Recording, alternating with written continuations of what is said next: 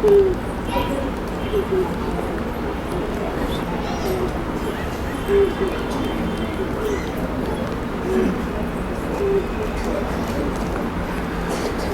اللہ نعم الوکیل نعم المولا و نعم النصیر ما شاء اللہ لا حول ولا قوة الا باللہ العلی العظیم اعوذ باللہ من الشیطان الرجیم بسم اللہ الرحمن الرحیم الحمد للہ الذی ہدانا لہذا وما كنا لنهتدی لولا ان ہدانا اللہ لقد جاءت رسول ربنا بالحق الصلاة والسلام وتحية والإكرام على سيد أصل ما في الوجود سر الله في كل موجود نقطة الدائرة الوجود صاحب لواء الحمد والمقام المحمود الخاتم لما سبق والفاتح لمن غلق مولانا مولى الثقلين جد الحسن والحسين أبي القاسم محمد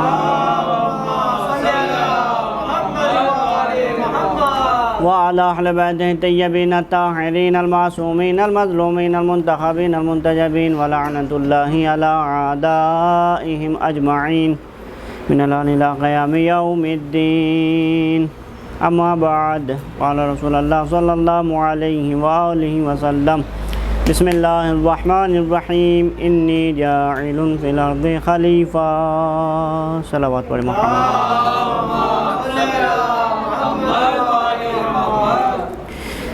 قبل از گفتگو گزارش گزار ہوں ایک مرتبہ سورہ الحمد 3 مرتبہ سورہ توحید کی تلاوت فرما کر مرحوم و مغفور افسر ابن عباس طاہرہ خاتون بنت خیرات حسن نجمہ بیگم بنت امراوردہ سلطان حسین ولد نثار حسین غلام مجتبہ ابن اجازت حسین علی عباس ولد امیر حسن صاحب کی روح کو اصال فرما دیں بسم اللہ الرحمن الرحیم إياك نعبد وإياك نستعين اهدنا الصراط المستقيم صراط الذين أنعمت عليهم غير المغضوب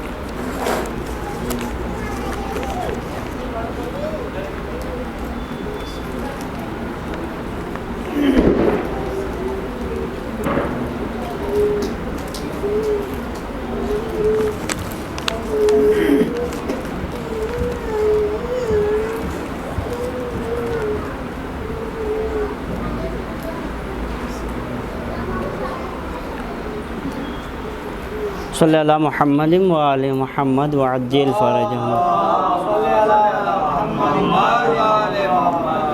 تمام تر حمد و ثنا خدا وحدہ لا شریک کے لیے کہ جو لائق حمد ہے لائق تعریف ہے، اس کی جتنی حمد کر دی جائے اتنی کم ہے۔ کیوں؟ اس لیے کیونکہ اگر قرآن بھی شروع ہوا ابتدا ہوا تو اللہ کی تعریف کرتے ہوئے شروع ہوا۔ الحمدللہ میں رب العالمین، تمام تعریفیں اس خدا کے لیے کہ جو عالمین کا پالنے والا ہے۔ کرم ہے کریم کا اور چاردہ معصومین علیہ السلام کا، اور اس میں خصوصی صدقہ ہے بی بی طاہرہ صدیقہ انسیہ حورہ صالحہ شاکرہ ساجدہ سعیدہ شہیدہ راقعہ جناب فاطمہ زہرا سلام اللہ علیہا کا۔ یقیناً بیوی کی نالین پاک سے لپٹے ہوئے گرد کے ذروں کا تصدق ہے کہ کاتب تقدیر نے ہمارے جسم سے لے کر جان تک، روح سے لے کر ایمان تک، اور ضمیر سے لے کر خمیر تک محبت اہل بیت گھول کے رکھ دی، ورنہ تو یقیناً ہم اس لائق نہ تھے کہ آج یہ مختصر سی مجالسیں کر کے اپنے آپ کو ایک بہترین اجر عظیم میں دیکھتے ہوئے نظر آئیں۔ لیکن وار عظمت غم امام حسین علیہ السلام کہ یقیناً ضرور بالضرور یہ ایک ایسا معجزہ کہ جس کی وجہ سے اگر کوئی انسان ان مزاروں میں تشریف لاتا ہے، ان درگاہوں میں تشریف لاتا ہے، اللہ پروردگار کی بارگاہ میں جھکتا ہے، تو یقیناً اگر وہ بے عزت ہوتا ہے تو وہ عزت والا ہو کے جاتا ہے، اگر وہ بے کردار ہوتا ہے تو وہ کردار والا بن کے جاتا ہے، اگر وہ بد اخلاق ہوتا ہے تو وہ صاحب اخلاق ہو کر کے جاتا ہے، اگر وہ جاہل ہوتا ہے تو وہ عالم بن کے اپنے گھر جاتا ہے۔ بڑی مشہور و معروف میں نے آپ کی خدمت میں آیت پڑھی، بچہ اس آیت سے واقف ہے، زیادہ وقت نہ لیتے ہوئے، کیونکہ یہ وقت زائرین کے گھر جانے کا وقت ہے، اور اس میں آپ کی یہ شرکت کرنا یقیناً آپ کے لیے باعث فخر کی بات ہے کہ ایک ایسا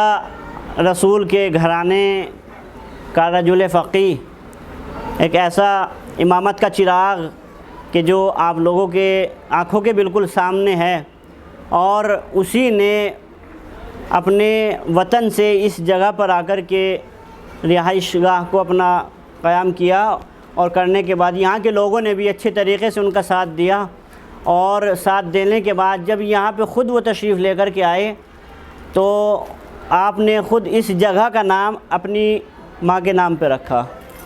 اور یقین جانیے، کیونکہ جو اہل بیت کے نقش قدم پر چلتا ہے لوگ اس کے گرویدہ ہو جاتے ہیں، اس کو اپنا پیشوا ماننے لگتے ہیں۔ میرے عزیزو، قرآن ایک ایسی کتاب ہے کہ جس کے بارے میں جتنا غور و فکر کر لیا جائے اتنا کم ہے، جتنا سوچ لیا جائے اتنا کم ہے۔ اس میں آیت میں اللہ پروردگار نے بہت ہی اہم تذکرہ کیا، کیونکہ جب دیکھا جاتا ہے انسانوں میں 72 نہیں بلکہ لاتعداد فرقے اب وجود میں آ رہے ہیں، اور جب لاتعداد فرقے وجود میں آ رہے ہیں، کوئی اپنے آپ کو کچھ بتاتا ہے، کوئی اپنے آپ کو کچھ بتاتا ہے، لیکن ایک فرقہ وہ ایسا فرقہ ہے کہ جو اپنے آپ کو کامیاب سمجھتا ہے۔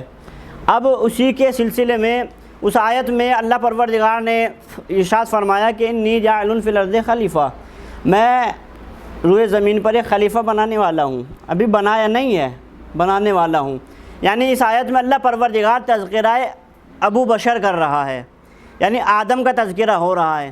آپ مجھے انصاف سے بتائیے، بلا تمہید اس امام زادے کی بارگاہ میں مجلس شروع کرنے جا رہا ہوں کہ اس دنیا میں کوئی ایسا انسان ہے کہ جس نے آج تک اس بات کو مانا ہو کہ میں جناب آدم کا بیٹا نہیں ہوں، یا جناب آدم میرے باپ نہیں ہیں؟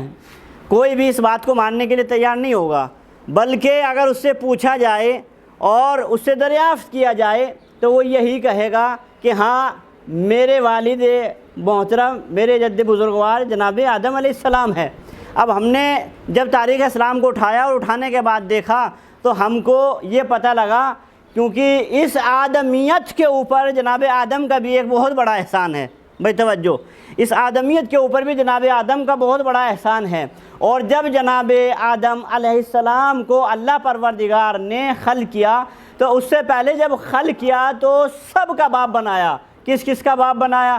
اس میں سب کا باپ بنایا، وہابیوں کا بھی باپ، نصیریوں کا بھی باپ، سیلفیوں کا بھی باپ، مالکیوں کا بھی باپ، حنفیوں کا بھی باپ، شیعوں کا بھی باپ، سنیوں کا بھی باپ، اخباریوں کا بھی باپ۔ تب تک چپ رہیں گے؟ جب تک دیکھتے جائیں گے تب تک آپ کو دکھائی دیتا چلا جائے گا، یعنی ایک ایک زینہ آپ اوپر چلتے جائیں گے آپ کو نظر آتا چلا جائے گا۔ یعنی یہ سمجھ لیجئے کہ آدمیت کو چھوڑ کر کے اگر اوپر کو جائے تو وہاں پہ بھی آپ کو باپ کا باپ دکھائی دے گا، یعنی اولیاء کا باپ، رہبروں کا باپ، اوصیاء کا باپ، امامت کا باپ، نبوت کا باپ، سب کا سب باپ دکھائی دے رہا ہے۔ ہم نے یہ دیکھا کہ پروردگار عالم تو نے جناب آدم کو باپ بنایا، جناب آدم کے لیے باپ کا باب کھولا، اور باپ کا باب کھولنے کے بعد جناب آدم کو جب باپ بنایا تو بنانے کے بعد میں نے کہا پروردگار تو نے اللہ پروردگار تو نے جناب آدم کو باپ تو بنا دیا، لیکن باپ بنانے کے بعد کچھ فرائض بھی تو دیے ہوں گے، کچھ فرائض بھی تو اس کے سر رکھے ہوں گے۔ اللہ نے کہا بالکل رکھے ہیں۔ ہم نے کہا وہ فرائض کیا ہے؟ ہم نے کہا وہ فرائض کیا ہے؟ اللہ پروردگار نے کہا کہ میں نے قرآن میں ارشاد فرمایا کہ یا آدم اسکن، اے آدم جاؤ جنت میں ساکن ہو جاؤ۔ بھائی توجہ، اے آدم جاؤ جنت میں ساکن ہو جاؤ، اے آدم جاؤ جنت میں گزارا کرو، رہنے لگو۔ اب جناب آدم جنت میں گئے اور جانے کے بعد رہنا شروع کر دیا۔ جب جناب آدم جنت میں گئے اور رہنا شروع کر دیا، میں نے ہاتھوں کو جوڑ کر کہا پروردگار تو نے جناب آدم کو جنت میں پناہ دی۔ بھائی توجہ، جناب آدم کو جنت میں پناہ دی، مالک نہیں بنایا بلکہ ساکن، سکون اختیار کرایا، یعنی سکون کے معنی کرائے پر لینے والا آدمی، اختیار سکون لینے والا آدمی، اپنی زندگی کو عیش و آرام میں گزارنے والا آدمی، یعنی پروردگار عالم نے جناب آدم کو جنت کا ساکن بنایا۔ اب جب جنت کا ساکن بنایا، میں نے کہا پروردگار تو نے اس امت کا جناب آدم کو باپ بنایا، لیکن ساکن بنایا، باپ بنایا تو مالک بھی بنا دیتا۔ عجب نہیں، پروردگار پلٹ کے یہی جواب دے کہ یہ جنت کا ٹکڑا ہے، کسی زمین کا ٹکڑا نہیں ہے۔ ایک صلوات پڑھ دے محمد وآل محمد۔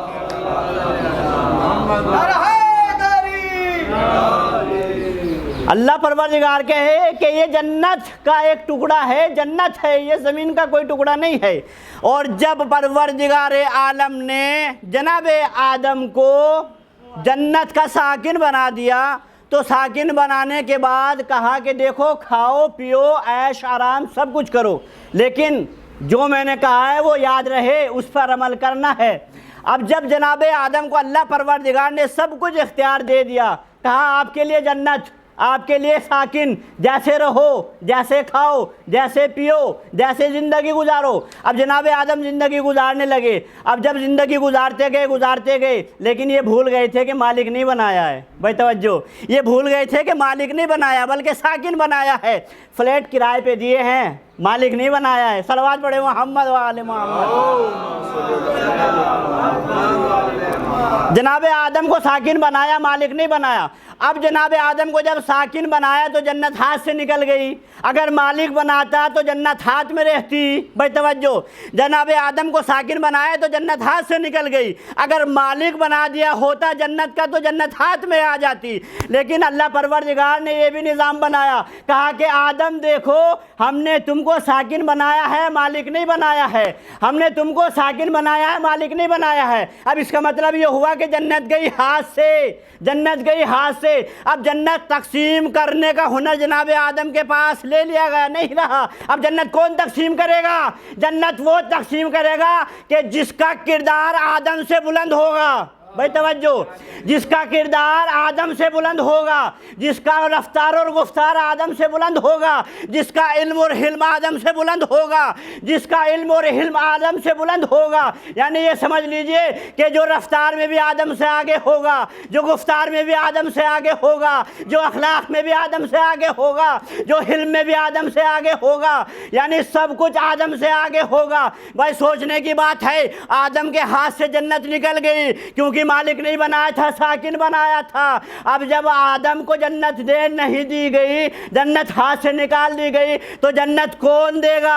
بھائی جنت وہ دے گا کہ جو آدم سے بڑا ہوگا۔ اب جھگڑا تو یہی ہے جنت کا کہ چاروں طرف کو جنت جنت جنت جنت، جنت دے گا کون؟ بھائی جنت دے گا کون؟ جنت تو وہ دے گا کہ جو آدم سے عروج پہ ہوگا، آدم سے بلند ہوگا۔ لوگوں نے کہا ہمارے پاس موجود ہے، ہمارے پاس جری ہے، ہمارے پاس بہادر ہے، ہمارے پاس عادل ہے، ہمارے پاس شجاع ہے، ہمارے پاس عابد ہے۔ ہم نے یہ دیکھا کہ میاں تمہارے پاس عادل ہو تو ہو، تمہارے پاس شجاع ہو تو ہو، تمہارے پاس بہادر ہو تو ہو۔ کہا کہ کتنا بڑا بہادر ہے؟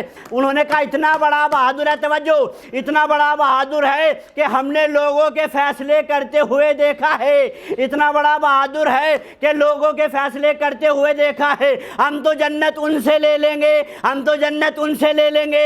عجب نہیں، ہم نے اپنی آنکھوں سے یہ دیکھا کہ در اہل بیت کے نزدیک چوراہے پر کھڑے ہو کر کے وہی انسان یہ کہہ رہا تھا، باب خیبر کے بھاگنے والے کے دروازے کے سامنے جھک کر کے یہ کہہ رہا تھا، اگر آج یہ نہ ہوتے تو ہم ہلاک ہو جاتے۔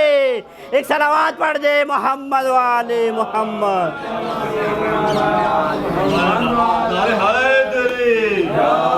اگر آج یہ نہ ہوتے تو ہم ہلاک ہو جاتے۔ اب میرے عزیزو، جناب آدم کو جب اللہ پروردگار نے خلق کیا، کتنی کوالٹی دی؟ 2 کوالٹی۔ یعنی جناب آدم کا آدم نام کب رکھا گیا؟ آپ صحیح بخاری اٹھا کے دیکھ لیجئے، صحیح مسلم اٹھا کے دیکھ لیجئے، آپ جو ہے وہ توریت، زبور، انجیل کچھ بھی اٹھا کے دیکھ لیجئے، اگر مل جائے تو بہت بڑی بات ہے۔ جناب آدم کا نام آدم کس نے رکھا؟ یہ کسی کو نہیں معلوم کس نے رکھا، یہ قرآن بتائے گا کس نے رکھا۔ یعنی اللہ پروردگار نے جب جناب آدم کو زمین پر بھیجا تو یہ کہا کہ انی جاعل فی الارض خلیفہ، یعنی آدم نہیں کہا، توجہ، آدم نہیں کہا بلکہ کہا خلیفہ، میں اس روئے زمین پر ایک خلیفہ بنانے جا رہا ہوں، یہ نہیں کہا آدم بنانے جا رہا ہوں، بھائی توجہ، یعنی ایک کوالٹی خلیفہ، پھر اس کے بعد کہا کہ کیسا خلیفہ؟ ابو بشر، یعنی دو کوالٹی، یعنی دو القاب اللہ نے جناب آدم کو بتائے، اب بیوی نام نہیں بتایا تو پھر نام کب بتایا؟ اللہ نے کہا میں اس روئے زمین پر ایک خلیفہ بنانے جا رہا ہوں، تو فرشتوں نے کہا پروردگار تو کیسے وہ خلیفہ بنا رہا ہے، ہمیں بنا دے۔ اللہ نے کہا بن جاؤ، کہا کہ نہیں گڑبڑی کچھ ہے۔ اللہ پروردگار کہہ رہا ہے بن جاؤ، اس کا مطلب یہ پروردگار ہم کو بتا خلافت کا کام کیا ہوگا، یعنی اللہ نے کہا خلافت کا کام اتنا عروج میں ہوگا، کچھ ناموں کو لینا پڑے گا، بھائی توجہ، کچھ ناموں کو لینا پڑے گا، اگر وہ نام دے دیے تو تمہیں ہم اتنا اختیار دے دیں گے کہ تم اپنے ہاتھوں سے جنت تقسیم کرو گے، بھائی توجہ، کہ تم اپنے ہاتھوں سے جنت تقسیم کرو گے۔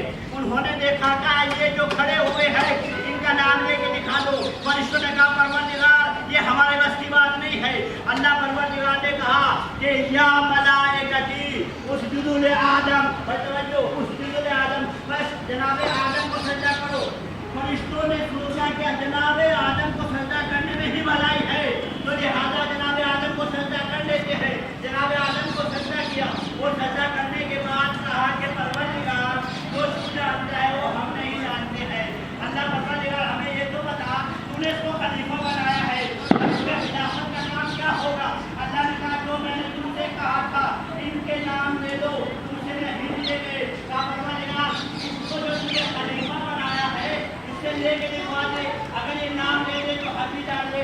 اللہ پروردگار نے کہا آدم ان ہستیوں کے نام لے کے دکھا دو، بس ایک مرتبہ آدم کی طرف فرشتے مخاطب ہوئے، جناب آدم اللہ پروردگار کی طرف مخاطب ہوئے، اور مخاطب ہونے کے بعد کہنے لگے اللہم انت اعلی ھذا لی، توجہ، اللہم انت اعلی ھذا لی، انت فاطر السماوات والارض ھذا فاطمہ، توجہ، پتہ نہیں کہاں بیٹھے ہوئے ہیں، برابر میں شہید لیٹے ہوئے ہیں، ایک صلوات پڑھ دے محمد۔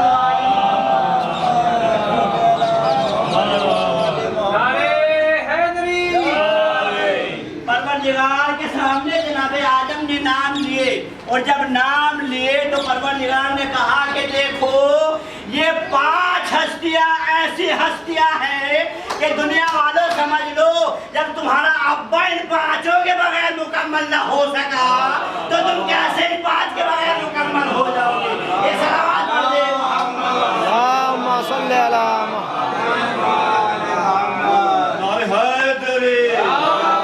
نعرہ تکبیر، نعرہ رسالت، نعرہ حیدری۔ اللہ پروردگار نے کہا آدم کو جاؤ، آدم کو ہی تو حکم دیا تھا، حوا کو تھوڑی نہ دیا، لیکن حوا بھی ساتھ ساتھ میں پیچھے پیچھے، یعنی اس کا مطلب یہ ہوا کہ جو شوہر کی اطاعت کرتی ہے وہ فائدے میں رہتی ہے، جو شوہر کی اطاعت کرتی ہے وہ فائدے میں رہتی ہے۔ اس کا مطلب یہ ہوا کہ یہ سنت بن گئی اوپر سے کہ جو اہل بیت کا تذکرہ کرے وہ بھی جنت میں جائے گا، اور جو سنے وہ بھی جنت میں جائے گا۔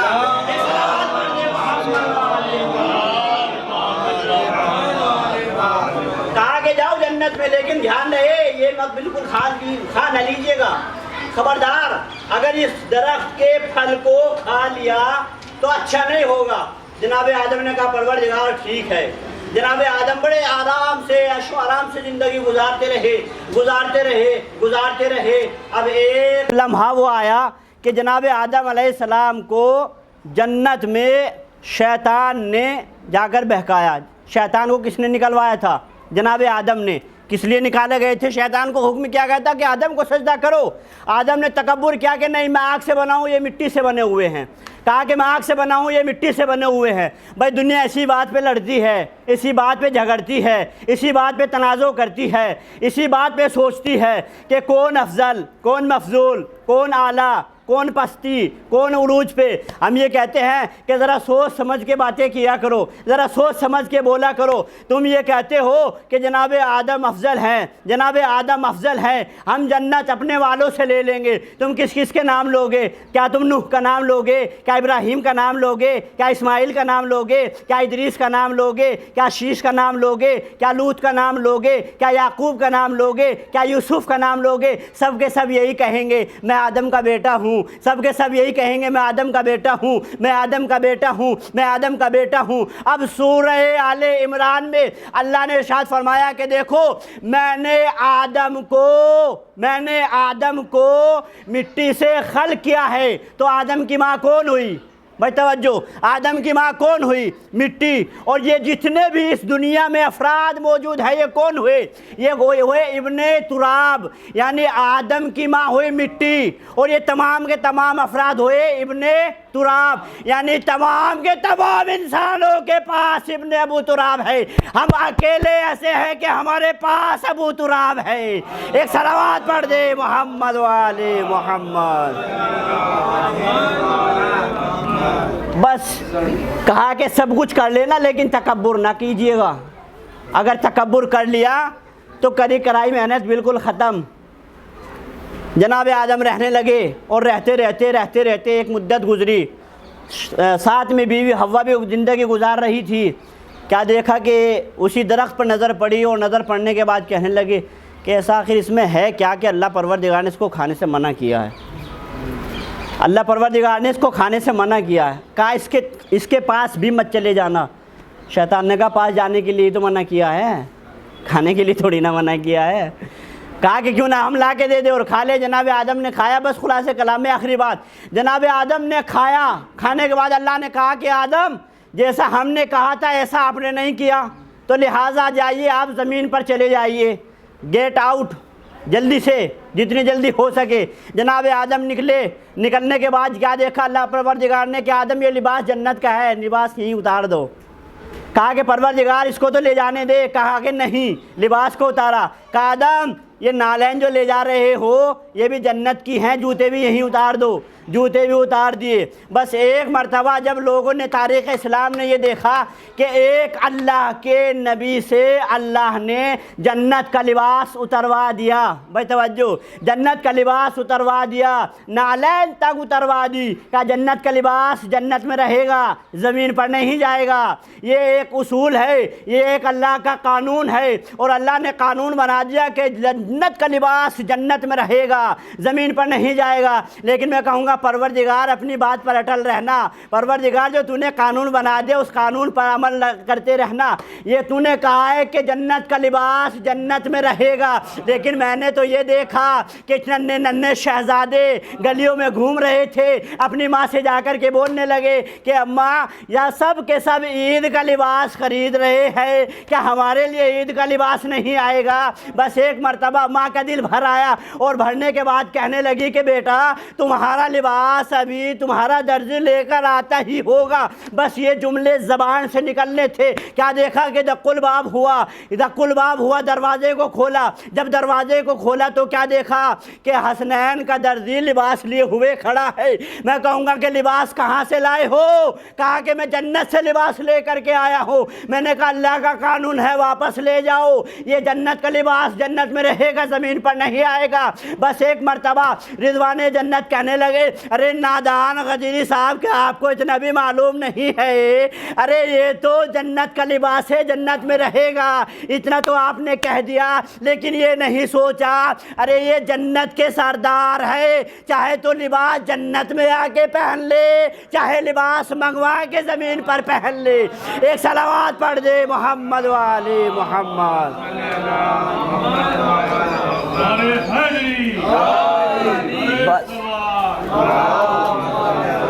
جتنا کہا تھا اتنا کرنا، کھایا، آدم نکل جاؤ، نکل گئے، ٹھیک ہے نکل گئے۔ اب جناب آدم علیہ السلام جب جنت سے نکالے گئے تو کس کی بنا پہ نکالے گئے؟ شیطان کی بنا پر۔ اور شیطان کس کی بنا پہ نکالا گیا؟ جناب آدم کی بنا پر۔ یعنی ادھر شیطان نے قسم کھائی تھی آدم تم نے مجھے جنت سے نکلوایا ہے، اگر میں بھی تم کو جنت سے نہ نکلوا دوں تو مجھے بھی شیطان نہ کہنا۔ بھائی جملہ کہنے کو دل کر رہا ہے، قسم خدا کی جو آدم کو بہکائے اس کو شیطان کہتے ہیں، اور جو شیطان کو بہکا لے اسے تکبر کہتے ہیں۔ ایک صلوات پڑھ دے محمد والے محمد۔ بس سمجھ جائیے کہ جہاں بھی انسان کو تکبر ہو جائے، جہاں بھی انسان کو گھمنڈ ہو جائے، جہاں بھی انسان کے اندر انانیت آ جائے تو سوچ لیجئے گا یہ کہیں اور نہیں جا رہا ہے، یہ شیطان کے نقش قدم پہ جا رہا ہے۔ بس میرے عزیزو، ہم نے کربلا میں بھی دو راستے ایسے دیکھے کہ ایک شیطان کے راستے پر تھے، ایک قرآن کے راستے پر تھے۔ جو قرآن کے راستے پر تھے وہ حق کا راستہ تھا، اور جو شیطان کے راستے پر تھے وہ باطل کا راستہ تھا۔ یعنی یہ سمجھ لیجئے کہ حسین بھی اسی راستے سے چل کر کے کربلا آئے تھے، اور یزید بھی اسی راستے سے چل کر کے کربلا آیا تھا۔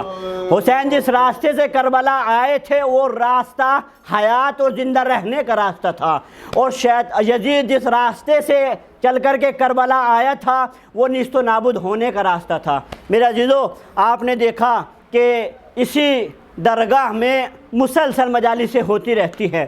کوئی جناب عباس کا تذکرہ کرتا ہے، کوئی جناب علی اکبر کا تذکرہ کرتا ہے، کوئی جناب امام حسین علیہ السلام کا تذکرہ کرتا ہے، لیکن پہلی مرتبہ یہ حاضری، امام کا بلاوا، میں کہوں گا کہ یا امام اکثر اور بیشتر آپ کربلا کے مصائب سنتے رہتے ہیں، لیکن میں کہوں گا یا امام مشہد، اے فرزند امام رضا علیہ السلام، کیا تم اپنی جدہ ماجدہ کے مصائب کو سننا پسند کرو گے؟ کیا تم برداشت کر لو گے؟ اے میرے عزیزو ذرا دل تھام کے سنو کہ جب یہی قافلہ کربلا سے رخصت ہو کر کے واپس مدینے کی طرف چلا، تو جب واپس مدینے کی طرف چلا تو سید سجاد علیہ السلام نے اسی قافلے کو مدینے کے باہر رکنے کو کہا۔ میں کہوں گا کہ مولا ذرا ان بیویوں کو اندر جانے کے لیے کہہ دیجئے، ارے ایک مدت کے بعد یہ وطن میں آئی ہے، ارے اپنا اجڑا ہوا گھر دیکھیں گی، ارے اپنا اجڑا ہوا صحن دیکھیں گی، ارے گھر کی اجڑی ہوئی دیواروں کو دیکھیں گی، ایک مرتبہ بیویوں کی گودوں کی یاد آ جائے گی۔ میں کہوں گا کہ یا امام ارے ذرا ان کو اپنے گھر میں جانے کی اجازت دے دیجئے۔ سید سجاد پلٹ کر کے یہی جملہ کہیں گے، ارے میں یہ نہیں چاہتا ارے انہی بیویوں میں کوئی گھر پر ایک دم سے جائے، ان کے کلیجے پھٹ جائے، اسی لیے میں نے سب سے پہلے ابو بشیر کو بھیجا، ارے جاؤ ذرا مدینے میں جا کر کے منادی کر دو، ارے اہل حرم کا قافلہ کربلا سے لٹ کر مدینے میں آ رہا ہے۔ ام البنین نے علم کو دیکھا، علم کو دیکھنے کے بعد کہنے لگی، اے منادی کرنے والے، ارے یہ تو میرے لال کا علم ہے، کیا میرا لال کربلا میں مارا گیا؟ ارے کیا میرا لال کربلا میں شہید ہو گیا؟ ایک مرتبہ بشیر نے کہا، بی بی ارے عباس کے بازو قلم کر دیے گئے، علی اکبر کے سینے پہ برچھی کی بھل لگی، اے بی بی ارے زینب کے ہاتھوں میں رسن باندھ دی گئی، سید سجاد کے گلے میں خاردار توق ڈالا گیا، ہاتھوں میں ہتھکڑیاں باندھ دی گئی۔ جب یہ قافلہ مدینے میں آیا تو آنے کے بعد ایک مرتبہ ام البنین نے سید سجاد کے گلے میں باہیں ڈال دی، اے میرے لال ارے یہ کیا ضعیفی کا عالم ہے؟ سید سجاد چیخ مار کے رونے لگے، اے ماجر گرامی ارے گلے میں خاردار توق کا نشان ہے، کربلا سے کوفہ، ارے کوفہ سے شام، بے مخناؤ چادر بہنوں کو پھرایا گیا، قیدیوں کے ساتھ بدسلوقی کی گئی، کوئی مونس و مددگار نہ تھا، اکیلی زینب دربار میں خطبہ دیتی رہی، کوئی مدد کرنے کے لیے نہ آیا۔ انا للہ و انا الیہ راجعون، رضم بقضائہ تسلیما لامرہ۔ پروردگار تجھے واسطہ محمد وآل محمد کا ہماری اس مختصر سے عبادت کو قبول فرما۔ پروردگار تجھے واسطہ محمد وآل محمد کا جہاں جہاں بھی شان حیدر کرار ہے ان کی جان کی مال کی عزت کی آبرو کی حفاظت فرما۔ پروردگار جو کربلا نہیں جا سکتے، معبود مشہد نہیں جا سکتے، وہ بڑی امیدوں کے ساتھ مشہد امام علی ابن موسیٰ رضا علیہ السلام کے فرزند کے پاس آئے، معبود بحق کے چہردہ معصومین علیہ السلام، اسی غریب 8ویں امام کے صدقے سے ان تمام تر جو بیٹھے ہوئے اپنے ہاتھوں کو بلند کیے ہوئے ہیں، اپنی دلوں میں نیک امیدیں لے کر کے آئیں، پروردگار کی تمام تر نیک امیدوں کو، حاجاتوں کو قبول فرما۔ پروردگار اس در اہل بیت کے علاوہ کوئی اور در نہیں ہے، جب بھی ملتا ہے اسی در سے سائل کو، ہم سب کو بھکاریوں کو بھیک ملتی ہے۔ پروردگار اپنے در سے، اہل بیت کے در سے ہم سب کو، ہماری جھولیوں میں جو بھی بے اولاد ہیں ان کو صاحب اولاد عطا فرما، جتنے بھی مقروض ہیں ان کے قرضوں کو عطا فرما۔ پروردگار تمام تر مرحومین کی مغفرت فرما، یہ مجلس کا ثواب ان کے نامہ اعمال میں تحریر فرما۔ حجت خدا یوسف زہرا امام زمانہ کی ظہور میں تعجیل فرما۔